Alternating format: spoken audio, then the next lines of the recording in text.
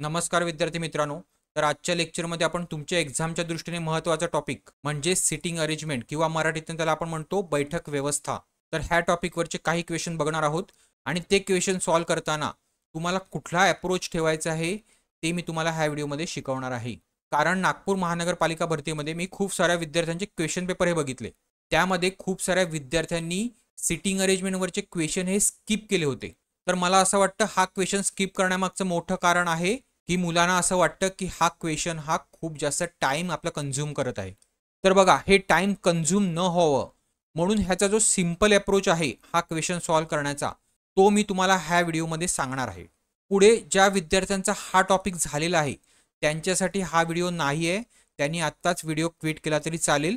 पण जे विद्यार्थी नवीन आहेत किंवा ज्यांच्यासाठी हा टॉपिक नवीन आहे त्यांच्यासाठी फक्त मी हा लेक्चर घेत आहे. तर आता लक्षात घ्या, तुम्हाला सिटिंग अरेंजमेंटवरचे किंवा बैठक व्यवस्थावरचे दोन टाईपचे क्वेश्चन येतात. एक म्हणजे सर्क्युलर सिटिंग अरेंजमेंट आणि दुसरं म्हणजे लिनियर, म्हणजे सरळ रेषेत बसलेले जर असतील कोणी तर. आता सर्क्युलरमध्ये स्क्वेअर सुद्धा आला, बरोबर आहे. हा लूप आहे. लूप म्हणजे एका लूपमध्ये जर किती व्यक्ती वगैरे बसलेले असतील तर, आणि एका सरळ रेषेत व्यक्ती बसलेले असतील तर. समजलं? तर अशा दोन टाईपवर तुम्हाला क्वेश्चन हे विचारले जातात. आणि सर्क्युलरमध्ये सुद्धा त्याच्या काठिण्य पातळीवरून तीन टाईपचे प्रश्न असतात. एक असतो तो इझी असतो, दुसरा असतो तो थोडा मीडियम इझी असतो आणि तिसरा असतो तो हार्ड असतो. आता तुम्हाला एक्झामच्या दृष्टीने कुठले महत्त्वाचे आहेत, तर ह्या एक्झामच्या दृष्टीने तुम्हाला हे दोन टाईप जे आहेत ते ह्याच्यामध्ये महत्त्वाचे आहेत. ठीक आहे, सिंपल तर सिंपलच आहे, बाकी मीडियम आहे तर थोडंसं ह्याच्यामध्ये तुम्हाला लॉजिक यूज करावं लागेल. तसंच सरळ रेषेवर सुद्धा दोन टाईपचे प्रश्न असतात. एक असतो तो इझी टू मॉडरेट असतो आणि एक असतो तो टफ असतो. तर हा टफ वाला तुम्हाला इथे विचारला जाणार नाही, फक्त हा एकच टाईप तुम्हाला विचारला जाईल ज्याच्यामध्ये जे बसलेले पर्सन असतील त्यांची बघण्याची डायरेक्शन असेल ती एकाच दिशेने असेल. आता ह्या टफमध्ये काय असेल तर दोन्ही दिशेला असेल. सेम तसंच सर्क्युलर सिटिंग अरेंजमेंटमध्ये सुद्धा जो तिसरा टाईप आहे त्याच्यामध्ये जे पर्सन बसलेले असतील 1 2 3 4 उदाहरणार्थ, तर त्यामध्ये काही पर्सनची जी डायरेक्शन आहे बघण्याची ती मध्ये असेल, काही असेल ती बाहेर असेल. म्हणजे ह्या सर्क्युलर टेबलच्या काही कांची मध्ये असेल, काही कांची बाहेर असेल. पण हा टाईप तुम्हाला इथे विचारला जाणार नाही. तर तुम्हाला जे टाईप विचारले जातील ते आपण व्हिडिओमध्ये कव्हर केलेत. प्लस मी काही बिल्डिंगवरचे क्वेश्चन्स, म्हणजे बिल्डिंगचे जे फ्लोअर असतात तिथे कुठले कुठले व्यक्ती बसलेले असतात किंवा कोण कोण व्यक्ती कुठल्या कुठल्या फ्लोअरवर राहते, तर ह्या टाईपचा क्वेश्चन सुद्धा मी इथे कव्हर केलेला आहे. प्लस बोनस म्हणून अप्रॉक्सिमेशन किंवा अनुमानित मूल्य ह्याच्यावरचा क्वेश्चन सुद्धा मी ह्या व्हिडिओमध्ये घेतलेला आहे. तर सगळ्यांनी व्हिडिओ हा शेवटपर्यंत बघायचा आहे. तर चला बघूया आपण आता पहिला आपला क्वेश्चन. तर क्वेश्चनमध्ये त्याने दिलाय ABCDGHI हे एका वर्तुळाकार टेबलाभोवती टेबलाच्या केंद्राकडे तोंड करून बसलेले आहेत. म्हणजे सर्वजण कुठे बघत आहेत तर केंद्राकडे बघत आहेत, बरोबर आहे. किती जण आहेत तर ABCDGHI म्हणजे टोटल 7 जण आहेत. तर त्याप्रमाणे आपण 7 जणांची सिटिंग अरेंजमेंट इथे आपल्याला करून घ्यायची आहे. तर बघा, हे 7 स्पॉट मी इथे आखलेले आहेत. आता ते सर्वजण कुठे बघत आहेत तर वर्तुळाकार टेबलाच्या मध्यभागी बघत आहेत. म्हणजे त्यांची डायरेक्शन कुठे आहे तर ही आहे. तर ही तुम्हाला डायरेक्शन मार्क करून घ्यायची आहे इथे. आता ही डायरेक्शन तुम्हाला का मार्क करून घ्यायची आहे तर तुम्हाला त्या माणसांची डावी बाजू आणि उजवी बाजू ही समजली पाहिजे. आता सपोज तुम्ही इथे तुम्हाला स्वतःला अझूम करा, तुम्ही ह्या वर्तुळाच्या मध्यभागी बघत आहात, बरोबर आहे. तर तुमची डावी साईड कुठली येईल, तुमची डावी साईड येईल ही, ठीक आहे. आणि उजवी साईड कुठली येईल तर ही बाजू तुमची उजवी साईड येईल, ठीक आहे. तुम्ही जर इथे बसला असाल तर हे क्लिअर आहे सगळ्यांना. आता इथे तुमची चालू होतात स्टेटमेंट, ठीक आहे. आता स्टेटमेंट तुम्ही व्यवस्थित बघाल तर तुम्हाला पॉईंट वाईज स्टेटमेंट दिलेली नाही आहे आणि एक्झाममध्ये सुद्धा तुम्हाला पॉईंट वाईज स्टेटमेंट नसते. त्यामुळे मी सांगेल कोणीही तुम्ही स्टेटमेंट वाचून तुम्ही डायरेक्ट तिथे प्लेस करण्याची घाई करू नका. तर ह्यासाठी कुठला अप्रोच वापरायचा आहे तर तुम्हाला ह्या सर्व ज्या स्टेटमेंट आहेत त्या सिम्बॉलिक फॉर्ममध्ये करायच्या आहेत. तर त्या कशा करायच्या तर ते आपण बघूया. तर पहिली स्टेटमेंट आहे Hच्या उजवीकडून मोजले असता H आणि I मध्ये एक व्यक्ती बसली आहे. आता Hच्या उजवीकडून बोललंय, बरोबर आहे. जर आपण H इथे घेतला तर H ची उजवी साईड कुठली येईल तर ही साईड येईल, बरोबर आहे. आणि त्यांनी सांगितलंय H आणि I याच्यामध्ये एक व्यक्ती बसली आहे. मग आपण ही एक व्यक्ती घ्यायची आणि इथे काय घेणार तर I घेणार. ही झाली तुमची पहिली स्टेटमेंट सिम्बॉलिक फॉर्ममध्ये. परत दुसरी स्टेटमेंट काय आहे तर I आणि C यांच्यामध्ये केवळ एक व्यक्ती बसली आहे. आता तुम्ही पहिल्या स्टेटमेंटमध्ये बघा, आय आणि सी मध्ये आपल्याला एक व्यक्ती बसवायची आहे. तर आयच्या डाव्या साईडला कुठली व्यक्ती येईल का, सी येईल का, तर नाही येणार. म्हणजे आयच्या उजव्या साईडला सी असेल, बरोबर आहे, एक व्यक्तीचं घर सोडून. म्हणजे सी कुठे येईल, तर इथे येईल.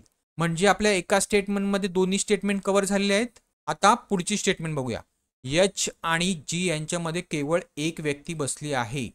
एच आणि जी ह्याच्यामध्ये केवळ एक व्यक्ती बसली आहे.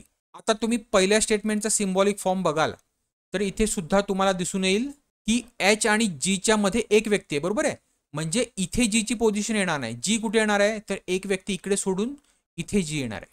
म्हणजे आपली मांडणी कशी येईल, तर जी इथे, त्यानंतर एक घर सोडून एच, एच नंतर एक घर सोडून आय, आणि आय नंतर एक घर सोडून सी. आता ह्या टोटल सीट जर तुम्ही मोजल्या, 1 2 3 4 5 6 आणि 7 सीट ऑलरेडी आपल्या झालेल्या आहेत. तर त्या तुम्ही 7 सीट ह्या मांडून घेऊ शकता, कारण ह्या आपल्या फिक्स पोझिशन आहेत, बरोबर आहे.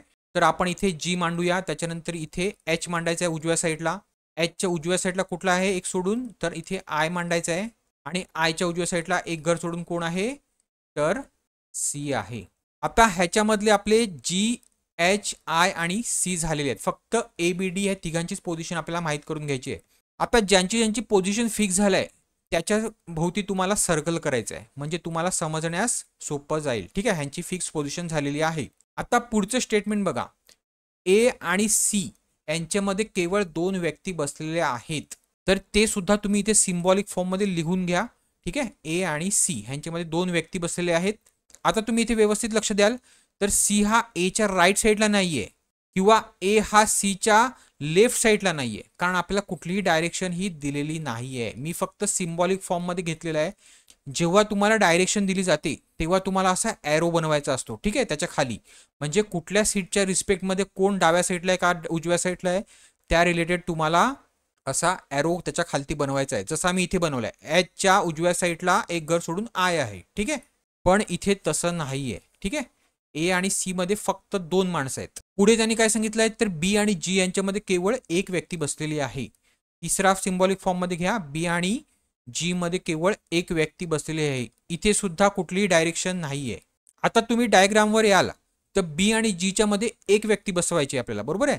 आता जी इथे आहे तर बी इथे येईल का, तर नाही येणार. का, तर एच ऑलरेडी बसलेला आहे. म्हणजे बी कुठे येईल, तर इथे येईल. म्हणजे ह्याची पोझिशन सुद्धा फिक्स झाली. कट करा आणि इथे सुद्धा मार्क करून घ्या. ज्या ज्या तुमच्या स्टेटमेंट झालेल्या आहेत त्यांच्यावर मार्क करायचं आहे. ठीक आहे, आता राहिली तुमची शेवटची स्टेटमेंट. इथे काय सांगितलं आहे, तर ए आणि सी मध्ये 2 माणसं आहेत. तर इथे तुम्ही डायग्राम मध्ये बघाल तर आपल्याकडे 2 पोझिशन रिकामी आहेत. ठीक आहे, जर इथे ए घेतला तर ए आणि सी मध्ये एकच माणूस होईल, बरोबर आहे. म्हणून ए कुठे घ्यावा लागेल तुम्हाला, तर इथे घ्यावा लागेल. म्हणजे ए आणि बी मध्ये सी मध्ये किती येतील माणसं, तर 2 येतील. समजलं. म्हणजे ए पोझिशन सुद्धा तुमची झाली. आता राहिलाय कुठला, तर फक्त डी. डी कुठे येईल, तर इथे येईल. झाले सगळ्या पोझिशन. तर सगळ्या स्टेटमेंट तुमच्या करेक्ट झाल्यानंतर तुम्हाला आता जे पण प्रश्न विचारला त्याचं उत्तर द्यायचं आहे. डीच्या उजवीकडून 3ऱ्या क्रमांकावर कोण बसला आहे. आता डी हा आहे, त्याची उजवी साईड कुठली येईल, तर तो इथे मध्ये बघत आहे. म्हणजे उजवी साईड कुठली येईल, तर ही त्याची उजवी साईड येईल, बरोबर आहे. तर तुम्ही इथे व्यवस्थित मोजलं. 1 2 आणि 3 नंबरला कोण आहे, तर आय आहे. मग तुमचं उत्तर काय असेल, तर आय असेल. समजतंय मला काय म्हणायचं आहे. तर तुमचा अप्रोच कसा असला पाहिजे, तर तुम्हाला आधी तुमच्या ज्या स्टेटमेंट आहेत त्या सिम्बॉलिक फॉर्म मध्ये आणायच्या आहेत, जेणेकरून तुमचे नंतर कुठलीही कन्फ्युजन होणार नाही. कारण क्वेश्चन जो असतो तो असा मिक्स असतो. ठीक आहे, मग परत तुम्ही त्या स्टेटमेंट शोधत नाही बसायचं आहे. क्लिअर आहे. आता तुमच्या परीक्षेला सुद्धा अशाच प्रकारचे प्रश्न विचारले जातील आणि त्यावर जवळपास एकच प्रश्न नसेल तर 2 ते 3 एवढे प्रश्न विचारले जातील. क्लिअर आहे, त्यामुळे सोडायचा कोणीच नाहीये. आता आपण पुढे अजून एक एक्झाम्पल बघूया. तर हे एक्झाम्पल इंग्लिशमध्ये आहे, मी मराठीतनं सुद्धा सांगतो. तर 6 मित्र शिव, पुरी, बाळा, विना, ओम आणि ज्योती हे एका सर्क्युलर टेबलच्या भोवती बसलेले आहेत. ठीक आहे, कुठे बघत आहेत, तर फेसिंग द सेंटर, म्हणजे मध्यभागी तोंड करून बसलेले आहेत, बरोबर आहे.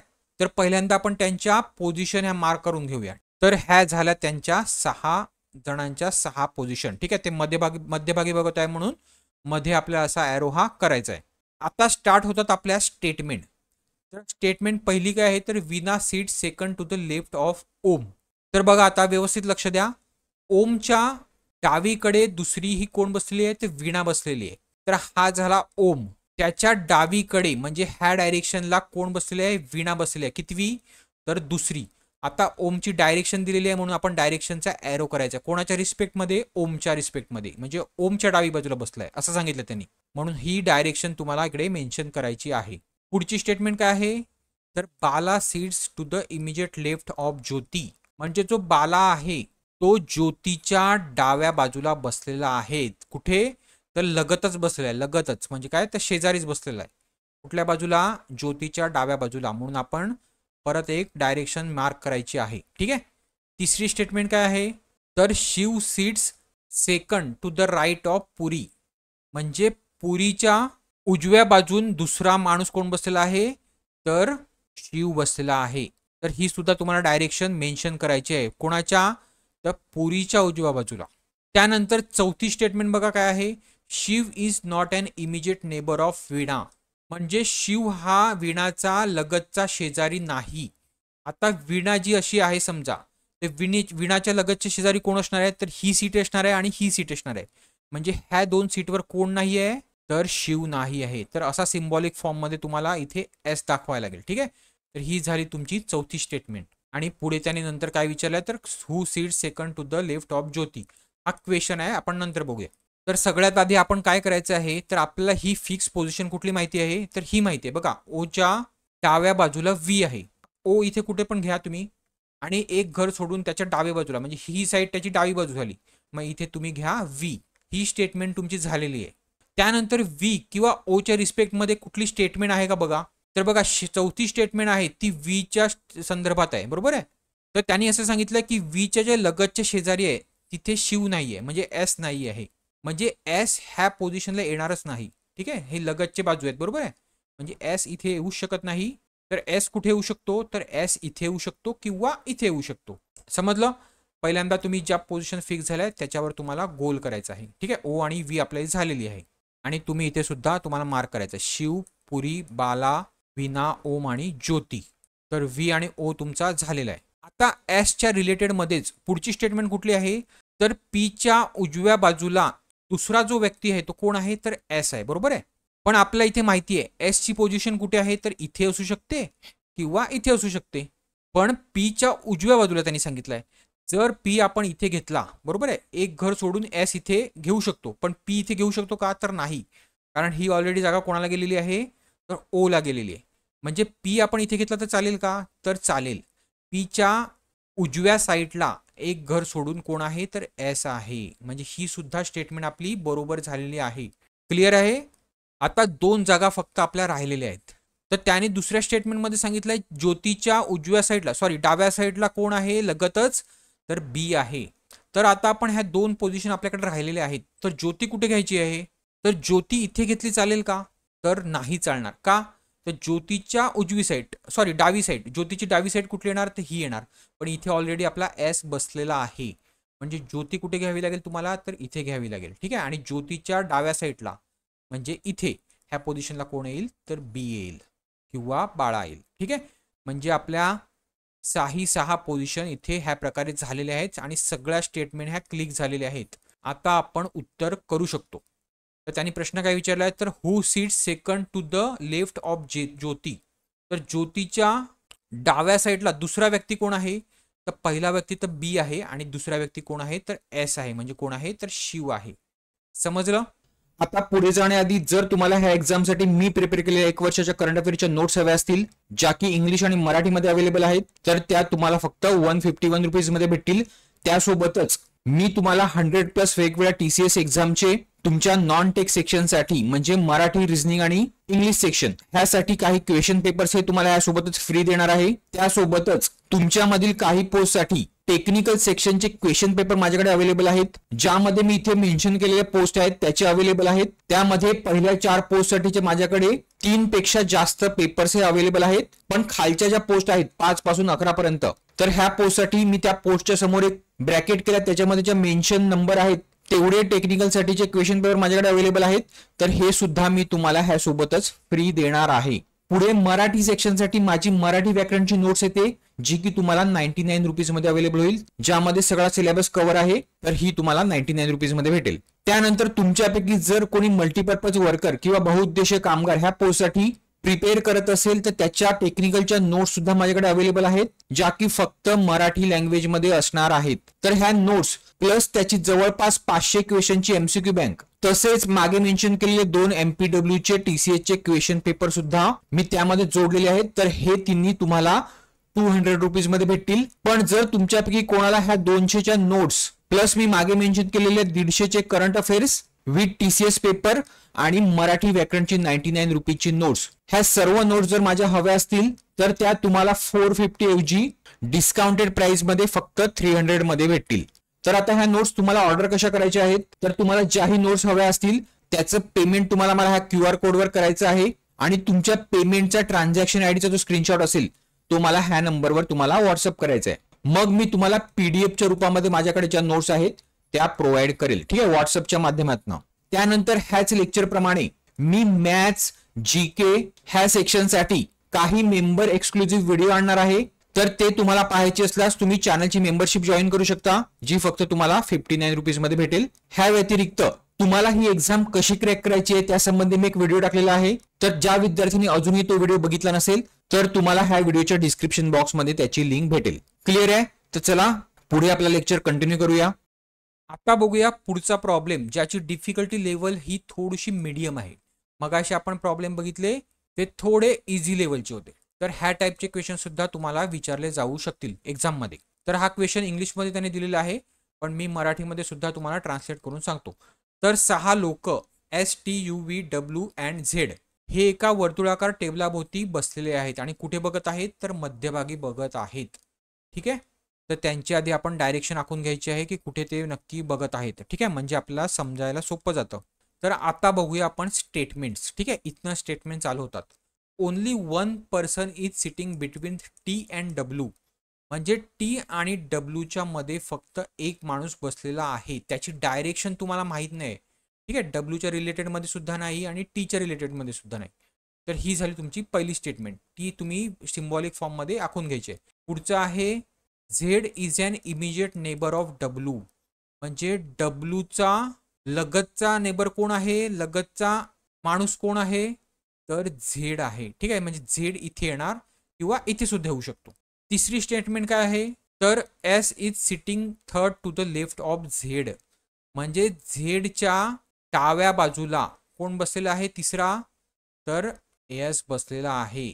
1, 2 आणि तिसरा कोण, तर S. आता इथे तुम्हाला त्याची डायरेक्शन सुद्धा माहिती आहे आणि त्याची सिटिंग पोझिशन सुद्धा माहिती आहे. कोणाच्या रिस्पेक्टमध्ये, तर झेडच्या रिस्पेक्टमध्ये. पुढची स्टेटमेंट आहे, तर U is an immediate neighbour of W, म्हणजे U जो आहे तो W जवळचा किंवा शेजारचा माणूस हा आहे. ठीक आहे, तर U W इथे सुद्धा येऊ शकतो किंवा इथे सुद्धा येऊ शकतो. पुढे पाचवी स्टेटमेंट काय आहे, तर V is not sitting immediate left of T. आता इथे तुम्हाला डायरेक्शन सुद्धा दिलेली आहे बघा. Tच्या डाव्या बाजूला जो Tचा लगतचा माणूस आहे तो कोण आहे, तर तो V नाही आहे. तर इथे तुम्ही V नॉट असं करून ठेवा. ठीक आहे, फुल्ली करून ठेवा. तर झालेल्या आहेत तुमच्या 5 स्टेटमेंट सिम्बॉलिक फॉर्म मध्ये. आता अशी कुठली स्टेटमेंट आहे जिचं तुम्हाला डायरेक्शन सुद्धा माहिती आणि पोझिशन सुद्धा माहिती आहे, तर बघा ही स्टेटमेंट बघा तिसरी.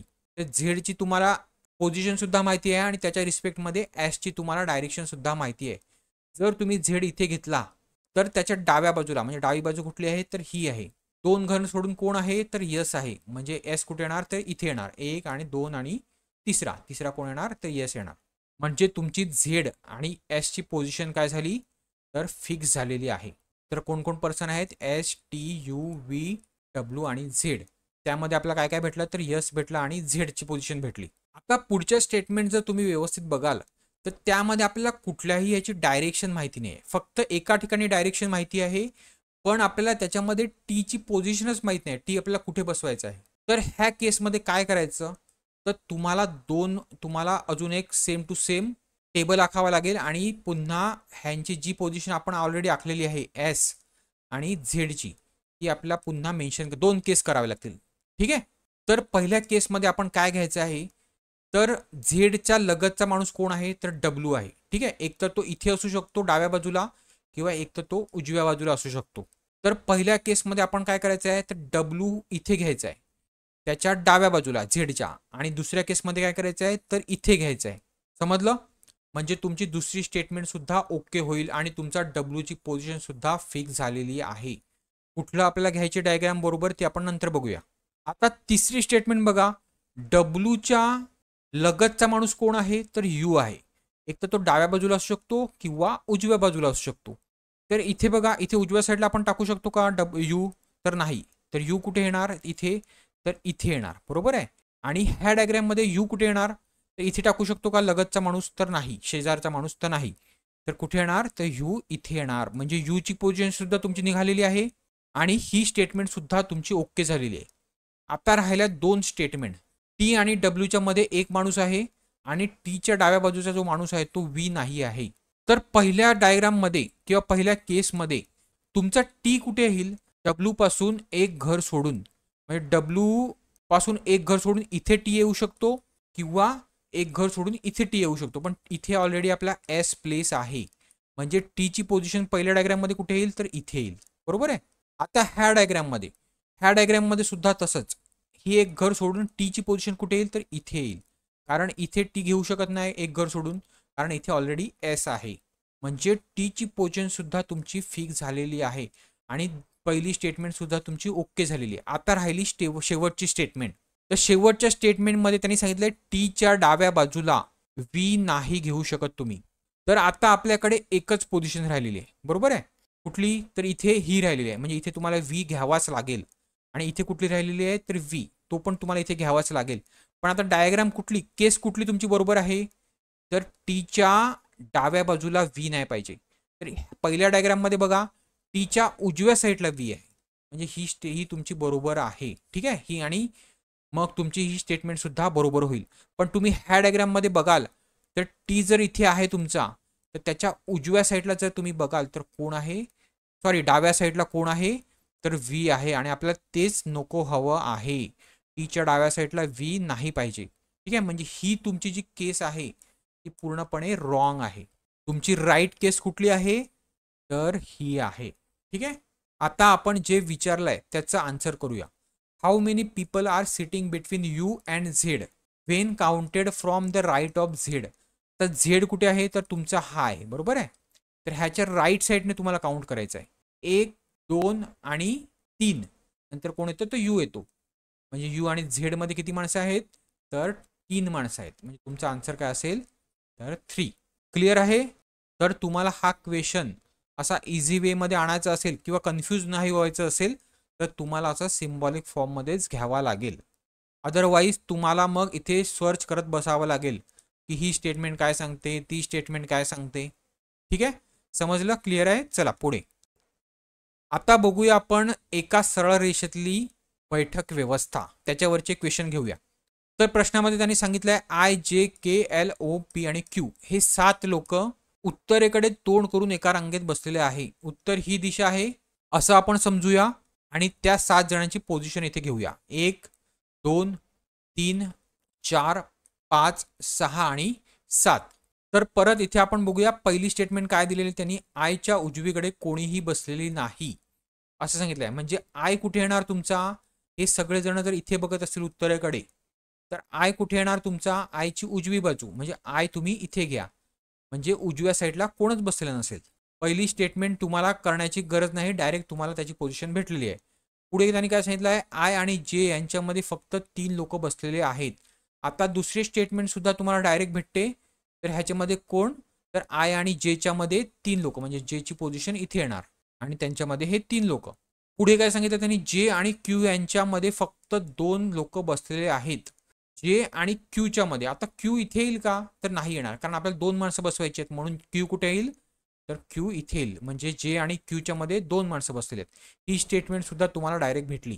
पुढे काय स्टेटमेंट सांगितलं त्यांनी, एल हा पीच्या डावीकडे 3ऱ्या क्रमांकावर बसलेला आहे. तर इथे तुम्हाला एल आणि पी माहिती आहे का तर नाही, पण स्टेटमेंटच्या स्वरूपात घ्या. तर एल हा पीच्या डावीकडे कितव्या क्रमांकावर बसला आहे 3ऱ्या, म्हणजे 2 लोक त्याच्यामध्ये असणार. बरोबर आहे. पुढे चौथी स्टेटमेंट काय आहे तर के हा पीच्या लगत उजवीकडे बसला आहे. म्हणजे के जो आहे तो पीच्या उजव्या साईडला शेजारीच बसलेला आहे. ठीक आहे. म्हणजे ही सुद्धा तुमची स्टेटमेंट झालेली आहे. ठीक आहे. तर आता आपण ह्या 2 स्टेटमेंटवरून हे जे उरलेले 4 लोक आहेत त्यांची पोझिशन फिक्स करायची आहे. कोणाकोणाची झालेली आहे? जे, क्यू आणि आय ह्या तिघांची झालेली आहे. राहिलेले कोण कोण आहे? तर के, एल, ओ, पी हे 4 जण राहिलेले आहेत. बरोबर आहे. तर आता तुम्ही पहिल्या स्टेटमेंटमध्ये व्यवस्थित बघाल तर पीच्या डावीकडे एल आहे. तो पण कितवा आहे? तर तिसरा आहे. म्हणजे पीची पोझिशन कुठे येईल? एकतर इथे येईल, एकतर इथे येईल. बाकी पुढे येऊ शकते का? तर इथे नाही. पण तुम्ही तिसरी स्टेटमेंट बघाल तर पीच्या उजवीकडे के आहे. म्हणजे के कुठे येणार? तर इथे आहे. म्हणजे तुम्हाला पी कुठे घ्यावा लागेल? इथे घ्यावा लागेल का इथे घ्यावा लागेल? कारण इथे एक पण सीट नाहीये. म्हणजे पी तुम्हाला इथे घ्यावा लागेल. ठीक आहे. पी इथे घेतला तर के कुठे येईल? तर इथे येईल. आणि हे 2 घरं सोडून कोण येईल? तर एल येईल. आणि उरलेला कोण असेल? तर पी झाला, एल झाला आणि के झाला. उरलेला कोण असेल? तर ओ असेल. ओची पोझिशन कुठे असेल? तर इथे असेल. तर आता ह्याच्यावरून आपल्याला काय क्वेश्चन विचारता नाही. तर ओ आणि क्यू यांच्यामध्ये किती लोक बसलेले आहेत? तर हा झाला ओ आणि हा झाला क्यू. किती लोक बसलेले आहेत? तर 3 लोक बसलेले आहेत. क्लिअर आहे. आता पुढचं सुद्धा एक एक्झाम्पल बघूया आपण सरळ रेषेवरचं. तर ए, बी, सी, डी, ई, एफ, जी ह्या 7 व्यक्ती उत्तरेकडे तोंड करून एका ओळीत बसलेले आहेत. ही झाली तुमची लाईन आणि हे झाले 7 लोक. 1, 2, 3, 4, 5, 6 आणि 7. पुढे ते बघत कुठे आहेत? तर उत्तरेकडे आहेत. म्हणून त्यांची डायरेक्शन कुठे असेल? तर ही वरच्या बाजूला असेल. ठीक आहे. आता हे प्रत्येक प्रॉब्लेममध्ये तुम्हाला वरच्याच बाजूला घ्यायचं आहे. ठीक आहे. तिकडे त्यांनी दक्षिण सांगून दे नाहीतर पूर्व सांगून दे. तुम्हाला समजण्यासाठी वरचीच बाजू घ्यायची आहे. तर सगळ्यात आधी सुरुवात करूया पहिल्या स्टेटमेंटपासून. पहिली स्टेटमेंट काय सांगते? एफच्या डावीकडे केवळ 2 व्यक्ती बसलेल्या आहेत. पहिली स्टेटमेंट काय आहे? तर एफच्या डावीकडे केवळ 2 व्यक्ती बसलेले आहेत. म्हणजे एफची पोझिशन तुम्ही व्यवस्थित मार्क करू शकतात का? तर हो. एफ जर तुम्हाला इथेच घ्यावा लागेल कारण फक्त 2 व्यक्ती सांगितले आहेत. म्हणजे 1 आणि 2. ठीक आहे. म्हणजे एफची पोझिशन तुमची करेक्ट झालेली आहे. पुढे काय सांगितलं त्यांनी? डी आणि ए यांच्या दरम्यान केवळ 3 व्यक्ती बसलेले आहेत. डी आणि ए ह्यांच्या दरम्यान केवळ 3 व्यक्ती बसलेले आहेत. ठीक आहे. आता ह्यांची डायरेक्शन माहिती आहे का तुम्हाला? तर नाही. पण पुढे काय त्यांनी सांगितलंय? तर त्यापैकी कोणीही अगदी टोकाला बसलेला नाही. म्हणजे डी आणि ए ची पोझिशन इथे येऊ शकत नाही. ठीक आहे. टोकाला डी आणि ए ची पोझिशन. म्हणजे डी ची पोझिशन कुठे येणार? एकतर इथे येणार किंवा इथे येणार. तसंच सेम ए ची पोझिशन जर डी इथे घेतला तर ए ची पोझिशन इथे येईल आणि डी इथे घेतला तर ए ची पोझिशन इथे येईल. पण ते आपल्याला अजून एक्झॅक्ट माहित नाही आहे. ठीक आहे. कारण का? त्यांच्यामध्ये 3 व्यक्ती आपल्याला ठेवायचे आहेत. 1, 2 आणि 3. पुढे तिसरी स्टेटमेंट काय सांगितलंय? सी हा जीच्या लगतच उजवीकडे बसला आहे. तर तिसरी स्टेटमेंट घेऊया. सी हा जीच्या लगतच उजवीकडे बसलेला आहे. पुढची चौथी स्टेटमेंट काय आहे? तर ई हा डीच्या लगतच डावीकडे बसलेला आहे. तर ई हा डीच्या डावीकडे बसलेला आहे. कुठे? तर लगतच आहे. ठीक आहे. म्हणून आपण मध्ये काहीच डॅश दिलेली नाहीये. तर आता तुम्ही व्यवस्थित बघाल. जर तुम्ही इथे तुमची ए ची पोझिशन घेतली आणि इथे तुमची डी ची पोझिशन घेतली तर त्यांनी पुढे काय सांगितलं? चौथी स्टेटमेंट काय आपली? तर डीच्या डाव्या साईडला ई आहे. म्हणजे ई ची पोझिशन इथे घ्यावी लागेल. पण जर आपण असं केलं तर जी तिसरी स्टेटमेंट आहे आपली जी आणि सी वाली, जीच्या उजव्या बाजूला सी आहे. म्हणजे जी एकमेकाचे शेजारी आहेत जी आणि सी. तर जी आणि सी तुम्हाला बसवता येईल का? तर नाही. कारण का? तर जी इथे घेतला तर सी कुठे ठेवणार? तर कुठेच घेऊ शकत नाही. जी इथे ठेवला तर सी कुठे घेणार? तर कुठेच ठेवू शकत नाही. जी घेतला तर सी कुठे राहणार? तर कुठेच घेऊ शकत नाही. म्हणजे काय? तर ए आणि डी ची पोझिशन तुम्हाला काय करावी लागेल? तर इथे तुम्हाला डी ची पोझिशन घ्यावी लागेल आणि इथे ए ची पोझिशन घ्यावी लागेल. म्हणजे डीच्या डाव्या साईडला कोण येईल? तिथला ई येईल. बरोबर आहे. आणि तुमची जी तिसरी स्टेटमेंट आहे जीच्या उजव्या साईडला सी आहे. म्हणजे ह्या 2 पोझिशन काय होणार? तर रिकाम्या राहणार. म्हणजे तिकडे काय येणार तुम्ही? तर जीच्या उजव्या बाजूला सी आहे. म्हणजे सी कुठे येणार? जीच्या उजव्या बाजूला येणार. म्हणजे ह्या 2 पोझिशन सुद्धा तुमच्या क्लिअर झालेल्या आहेत. राहिली कुठली पोझिशन? तर ही एकच पोझिशन. म्हणजे तुमच्या सगळ्या स्टेटमेंट ओके झालेल्या आहेत. आता फक्त राहिली शेवटची पोझिशन. ती कोण आहे? तर ती आहे बी. ठीक आहे. शेवटचा जो उरलेला आहे तो. क्लिअर आहे? समजलं? तर ह्याच्यामध्ये तुम्ही हे डी आणि एचं आहे ते 2 केस करू शकतात किंवा मग असं सुद्धा करू शकतात. तर त्याने क्वेश्चन काय विचारले आता? तर एच्या उजवीकडे किती व्यक्ती बसलेल्या असाव्यात? तर एच्या उजवीकडे किती व्यक्ती बसलेले आहेत? तर ए हा इथे आहे.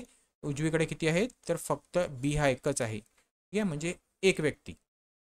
आता हा प्रॉब्लेम सुद्धा लाईनवरचाच आहे. लाईन सिटिंग अरेंजमेंटवरचाच. तुम्हाला हा प्रॉब्लेम प्रॅक्टिस म्हणून सॉल्व करायचं आहे आणि त्याचं जे आन्सर आहे ते मला कमेंटमध्ये द्यायचं आहे. मी प्रत्येकाचं चेक करणार आहे. ठीक आहे, कोणी कोणी बरोबर केलंय ते बघणार आहे. तर आपण मागे ज्या मेथड तुम्हाला सांगितल्या, स्टेटमेंट काढायच्या आणि त्याच्यावरनं त्याची मांडणी करायची, हे तुम्हाला त्याप्रमाणे तुम्हाला हा प्रॉब्लेम सॉल्व करायचा आहे. ठीक आहे, आता पुढचा प्रॉब्लेम बघूया, जो की आहे बिल्डिंगचा. ठीक आहे, बिल्डिंगची वेगवेगळ्या फ्लोअरचा. तर ह्याच्यामध्ये त्यांनी काय सांगितलंय, ABCDEF ह्या व्यक्ती एकाच इमारतीच्या 6 वेगवेगळ्या मजल्यावर राहतात. इमारतीच्या तळमजल्याला 1 क्रमांक दिला आणि त्याच्या वरील मजल्याला 2 क्रमांक दिला आणि अशाच पद्धतीने वरच्या मजल्याला 6 क्रमांक दिला आहे. म्हणजे हा 1 क्रमांकाचा तुमचा तळमजलाचा फ्लोअर आहे, 2, 3, 4, 5 आणि 6.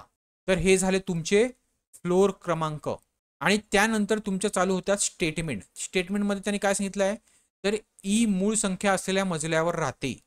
ई जो आहे तो कशावर राहतो, तर मूळ संख्या असलेल्या मजल्यावर. ही तुमची पहिली स्टेटमेंट आहे. आता ह्याच्यामधल्या मूळ संख्या कुठल्या कुठल्या आहेत, तर 2 आहे, 3 आहे आणि काय, तर 5 आहे. तर त्या तुम्हाला मार्क करून घ्यायच्या आहे. ठीक आहे, पुढे काय, पुढची स्टेटमेंट काय आहे, तर ज्या मजल्यावर ई आणि ए राहतात त्यांचा गुणाकार 8 आहे. ई आणि ए ज्या मजल्यावर राहतात त्यांचा गुणाकार किती आहे, तर 8 आहे. आता तुम्ही व्यवस्थित इथे बघा, आपल्या मूळ संख्या कुठल्या कुठल्या आल्या, 2, 3 आणि 5. जिथे आपल्याला कोणाला प्लेस करायचं आहे, तर ई ला प्लेस करायचं आहे. बरोबर आहे. तर एक नेहमी लक्षात ठेवा, इवन आणि ऑड ह्यांचा जो गुणाकार असतो, म्हणजे सम आणि विषम संख्येचा जो गुणाकार असतो, तो नेहमी काय असतो, तर समसंख्याच असते. परत सम आणि समसंख्येचा गुणाकार काय असतो, ती सुद्धा समसंख्या असते. फक्त विषम संख्या आणि विषम संख्या यांचा गुणाकार काय असतो, तर विषम संख्या असते किंवा ऑड संख्या असते. तर इथे त्यांनी आपल्याला काय दिलंय, तर ई आणि ए यांचा काय गुणाकार आहे, तर 8 आहे. आता ह्या 8ला ह्या 3 मूळ संख्यापैकी कुठल्या संख्येने करेक्ट भाग जातो, तर फक्त 2ने जातो. बरोबर आहे. 3ने आणि 5ने जातो का 8ला भाग, तर नाही. म्हणजे तुमची ई ची पोझिशन कुठे असेल, तर ई कुठल्या मजल्यावर राहत असेल, तर ई दुसऱ्या मजल्यावर राहत असेल. म्हणजे पहिली स्टेटमेंट तुमची मांडणी त्याची झालेली आहे. परत जर ई 2 असेल तर ए किती असणार आहे, तर ए असणार आहे 8. बरोबर आहे. 4 दुने 8 म्हणजे ए कुठला असेल, तर ए चौथ्या फ्लोअरवर राहत असेल. म्हणजे दोन्ही स्टेटमेंट तुमच्या ओके झाल्या. पुढची स्टेटमेंट आहे, सी ही एफच्या लगतच वर राहते. म्हणजे जर सी इथे राहत असेल, सॉरी एफ इथे राहत असेल, तर सी कुठे राहतो, त्याच्या करेक्ट वरती राहतो. ठीक आहे, वरच्या बाजूला डायरेक्शनचा एरो दाखवायचा आहे आणि त्याच्या लगतच दाखवायचं आहे. परत चौथी स्टेटमेंट काय आहे, ज्या मजल्यावर ए आणि बी राहतात त्यांची बेरीज 7 आहे. ए प्लस बी यांची बेरीज काय आहे, चौथी स्टेटमेंट, तर 7 आहे. आता ए आपल्याला माहिती आहे, ए किती आहे, तर 4 आहे. बरोबर आहे. म्हणजे बी किती येणार, तर 7 वजा 4 म्हणजे बी किती येणार, तर 3 येणार. म्हणजे बी कुठल्या फ्लोअरवर राहतो, तर तिसऱ्या मजल्यावर राहतो. आणि तिसरी स्टेटमेंट काय त्यांनी दिलाय, तर एफच्या वरती सी राहतो. आता एफ इथे घेऊ शकतो का मी, तर नाही, कारण का वरती ई राहतो. म्हणजे एफ साठी कुठली पोझिशन बाकी आहे, तर इथे आहे. आणि त्याच्या वरती कोण राहतो, तर सी राहतो. आणि राहिलेला शेवटचा कोण आहे, तर डी आहे. ठीक आहे, डी ची पोझिशन इथे. आता आन्सर करा. त्याने प्रश्न काय विचारलाय, सी आणि ई याच्यामध्ये किती व्यक्ती राहतात, तर सी आणि ई याच्यामध्ये 3 व्यक्ती राहतात. म्हणजे आन्सर काय असेल तुमचं, तर 3 असेल. समजलं.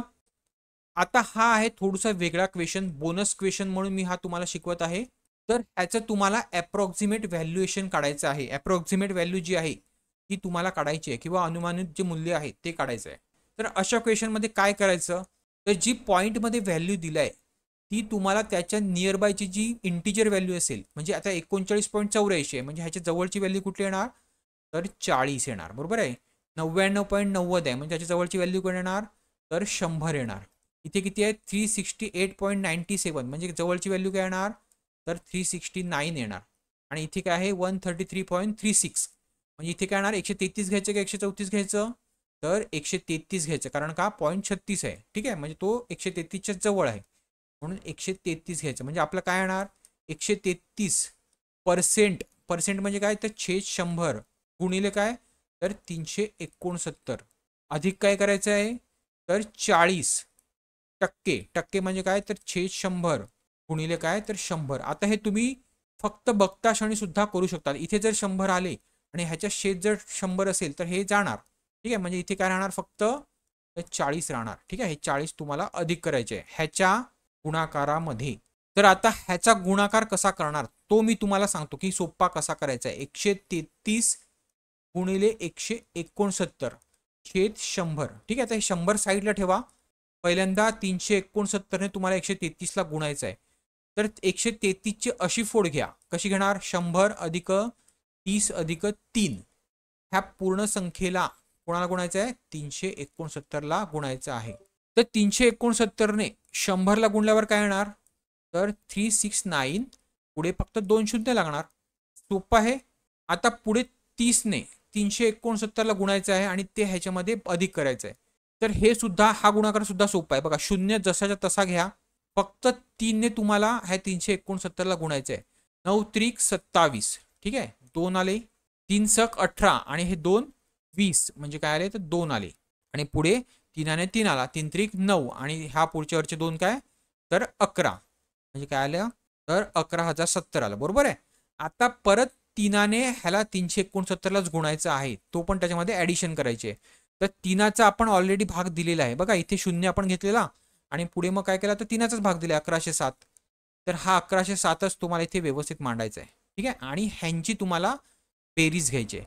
काय येणार? 7 परत 7 9 अधिक 1 किती? 10 हातचा 1 1 1 1 आणि प्लस 6 किती? तर 9 आणि 3 आणि 1 4 म्हणजे 133 गुणिले 369 काय आलं तुमचं? तर 490 77 छेद 100.